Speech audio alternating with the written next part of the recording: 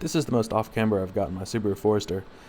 Usually when we go through this obstacle we squeeze through on the right side, but this time I decided to put a tire high and put a tire low and get a little off-camber. It is a really uncomfortable sensation. I go up here and turn around and hit the obstacle from the other direction. If you keep your eyes on the ground, you can kind of get a feeling for how uncomfortable it is to be that far from level. So I stopped here at as close as I could get to the maximum angle, and Alex took a picture, and this is pretty useful because I straightened the photo so the ground is level and the trees are vertical, and then I added this image of a protractor to measure the angle and use the hood as a reference line. And you can see that it is pretty much dead on 30 degrees.